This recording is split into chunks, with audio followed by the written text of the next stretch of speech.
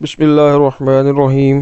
ربی یسر ولا تعسر وتممہ بالخیر، ربی زدنی علما۔ پیارے بچوں، امید ہے آپ سب خیریت سے ہوں گے، سب ٹھیک ہوں گے۔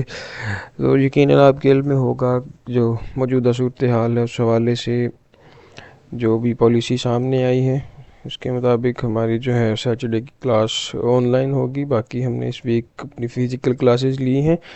ہم نے اردو کا جو کام کیا ہے وہ ہمارا سبق نمبر 6 نظم ہے شفق کے بارے میں نے آپ کو بتایا تھا کہ کسے کہتے ہیں۔ آج کا ہمارا جو SLO ہے نظم کو فہم کے ساتھ پڑھ کر متعلقہ سوالات کے جوابات دے سکیں۔ فہم کہتے ہیں سمجھنا، یعنی کہ نظم کو سمجھ کے پڑھیں اور پھر نظم کے متعلق جو سوال ہمارے سامنے آئیں گے تاکہ ہم ان کے جواب دے سکیں۔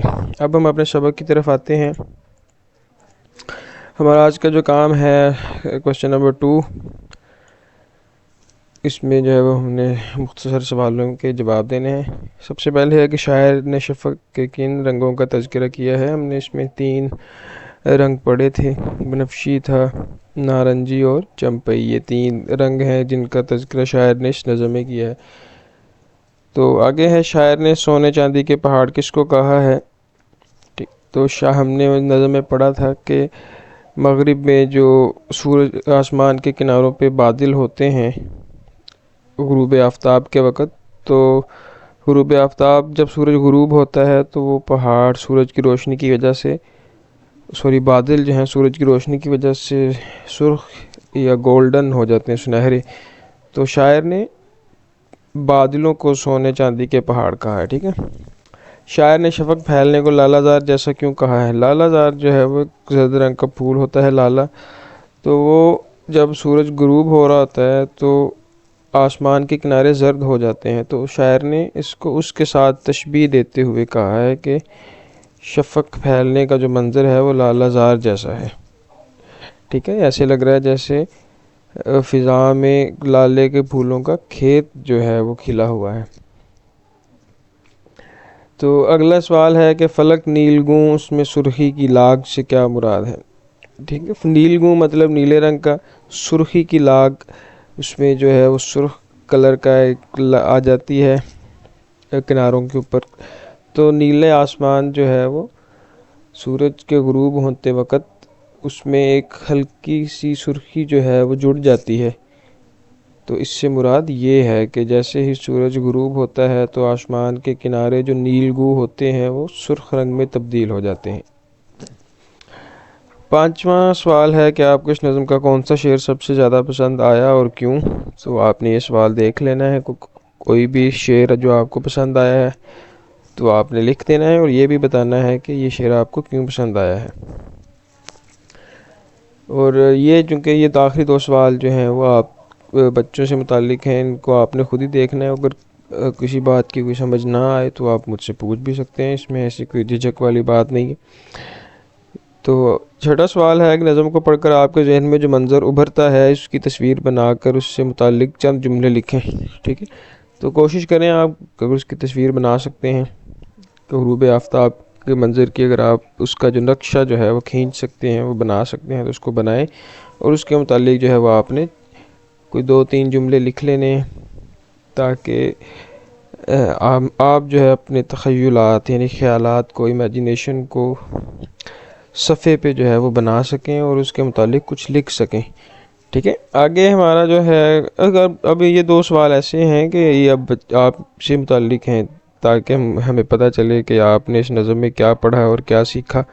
بہرحال تو سیکھنے کے مراحل میں مشکلات بھی آتی ہیں اور کوئی بات سمجھ نہ بھی ہے تو اس کو پوچھ لینا چاہیے بجائے اس کے کہ اس کو وہیں آپ دبا دیں۔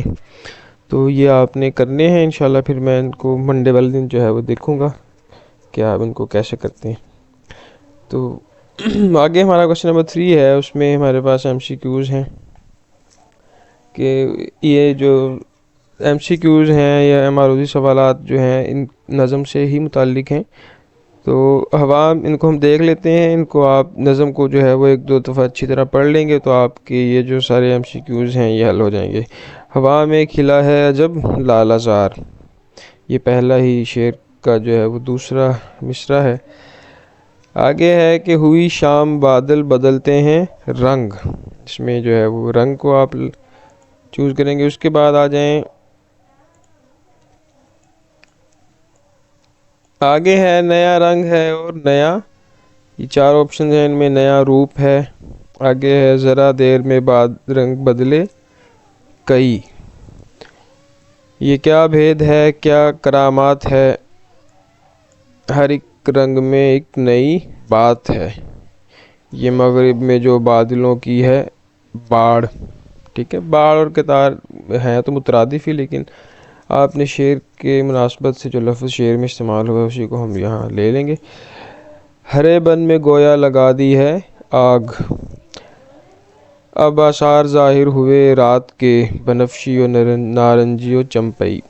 یہ آسان سے ہیں MCQ، چونکہ آپ نے ہم یہ نظم پڑھی ہوئی ہے، تو اگر کوئی سوال MCQ نہ بھی ذہن میں آ رہا ہو تو نظم کو دوبارہ پڑھ لیں، چونکہ یہ سوال جو ہیں وہ نظم سے ہی متعلق ہیں۔ آگے کوشچن نمبر 4 ہے، ان کو ہم نے اشعار کو ان کے درست جو ہے وہ مصرعے کے ساتھ ملانا ہے، تو ہم ان کو دیکھتے ہیں۔ اگر ہم نظم آپ نے اچھی طرح پڑھی ہوگی تب ہی آپ یہ سوال کر پائیں گے۔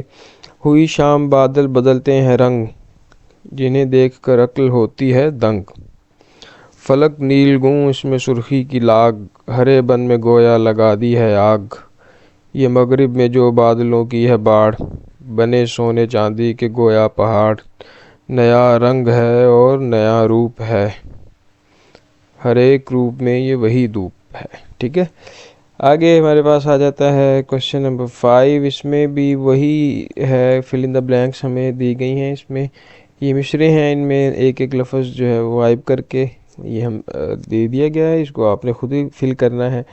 ٹھیک ہے، طبیعت ہے بادل کی رنگت میں لوٹ، یہ کیا بھید ہے، کیا کرامات ہے، ہوا میں کھلا ہے جب لالہ زار، فلک نیل گوں اس میں سرخی کی لاگ، کے پردے چھٹے لال بانات۔ کی آسان سی جو ہے وہ ہماری مشق تھی، اس میں جو ہے 2 سوال آپ کے کرنے کے ہیں، ان کو آپ نے اچھی طرح لازمی کرنا ہے۔